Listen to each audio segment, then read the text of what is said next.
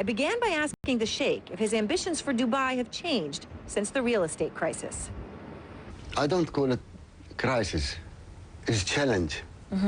This is a challenge, you know, when everybody, all good leader when the things are all right. But you take a leader, a good leader to come, you know, when it's a crisis like that. What about the real estate market here? The Europeans own a lot of real estate in Dubai. When you're here, you see a lot of Europeans on vacation, Europeans buying property. Is the European crisis affecting Dubai? Of course. I mean, even the American crisis or the European crisis affecting the market. But we are here better than anywhere else. We get out of the crisis and now we back building again. But just to remind me, when the crisis, you know, the tallest building we completed, the metro we completed, the Maidan we completed, all was in the crisis. So all the big project, we did not stop. We only stopped. Some project was on the paper for a year or two. I was surprised when I was here in May for the graduation at the American University Dubai, and I made a comment about I was covering Tahrir Square during the revolution, and the students in the audience were cheering, and you were supportive of them.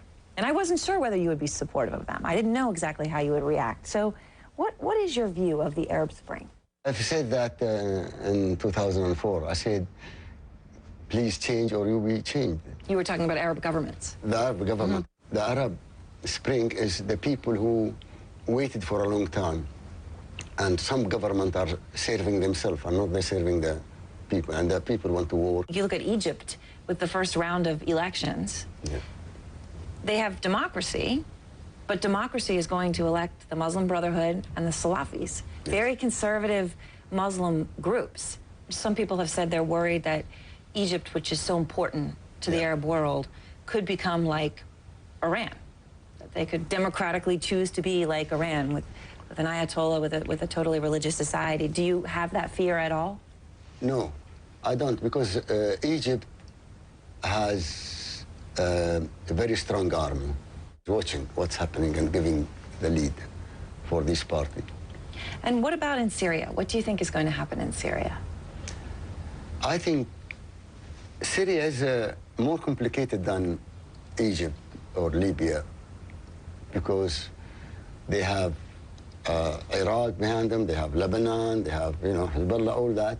So it is the same as everywhere else. The people want jobs, they want opportunities, and they're asking for it. Unless Bashar change and start making things good for the people, or they will carry on like that. Or he'll go, if he doesn't change. Yeah. So explain how government works here. Because the United Arab Emirates is different. You have accomplished things that those other countries have not. But it's not a democracy either. So explain how it works. We are, you know, tribes. We must serve our people. We must get the education, the universities, the hospitals, housing, and no tax here. And the government is the wealth to spend on the people. No tax. A lot of people on the street love that. Yeah. Say, what do you like about Dubai? No tax, no tax. Yeah, no tax, and the government is working. Like today in the cabinet, we made the program, we have our vision, and we're going through it, and we are achieving that vision, you know. The dream, we are getting there. Here is different, where everybody can come to the ruler and say, well, I didn't get that or that, or this department or this ministry, they didn't give me my right. They come to you. They come to me. And they directly ask you, you didn't do this, or I want that, and then you have to answer to the individual person. Yes, and he will complain about one ministry. So I'll get hold of the minister and said, why didn't you do your job?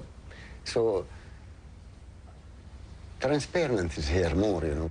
There were 5 activists recently here in the UAE, some of them dissidents, a blogger. They were sentenced to 2 or 3 years in jail. They were pardoned on National Day. Amnesty International was calling them the UAE 5. How did that happen?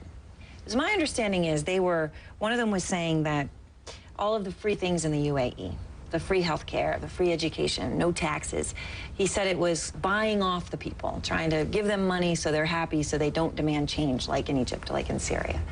So What's your view of what happened and whether it's okay to say something like that here? If you are a criminal, you go to court. You know, not everybody is really perfect. And we are not perfect. You know, we're doing a lot for our people. We're still more to do. So we hope all these 5 also will become a better citizen for their own good and for their people. It just leads to the question of one thing over the years covering the UAE. People will say, well, the press isn't totally free. People can't really say everything that they think. Do you think that that's part of how, in this society, you need to govern?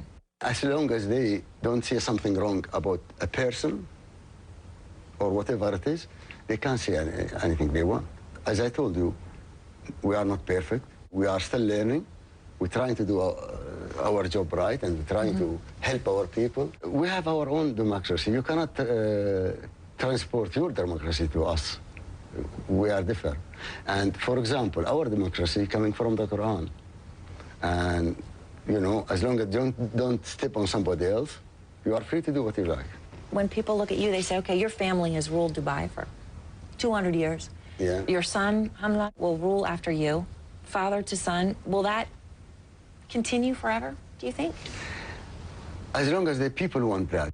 Our tribe are really ruling a bigger tribe because they're accepting us to do that. So do you think that there will be more countries where the governments fall in the Arab Spring? I think this period of time, you know, every 100 years, this might happen again, you know? Yes, well, you have to be careful. You don't know what's happening, you know, here or there.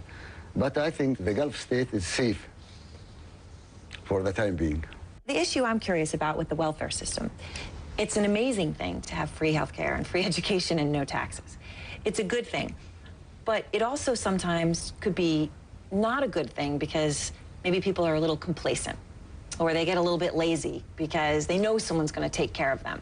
So instead of starting a new business or working really hard, they know that there's a safety net there. Do you ever worry about that? Not really. Not really, because this is only the basic. People want more, want a better life. They want a better job. So they have to work harder. So Dubai's had some problems, but you're going ahead. So you're showing people that you can take risks, you can have failures, you can stand up and keep going. Yeah, and don't stop when somebody doubts you. Once you make up your mind, then go full speed. And that's what we think, and that's what we believe, and that's what going to happen. You know, I'm not looking for the last spring, I'm looking for the next spring. Is Iran a bigger threat now than it was a few years ago? Iran is our neighbor. They are Muslim, and we lived next to each other for thousands and thousands of years. I don't believe that Iran will be under the nuclear weapon. You don't think they're going to get a nuclear weapon? I don't think so myself. What can Iran do with the nuclear weapon? For example, will they hit Israel? How many Palestinians will die? And you think if Iran hit Israel, their city will be safe? No. They will be gone next day.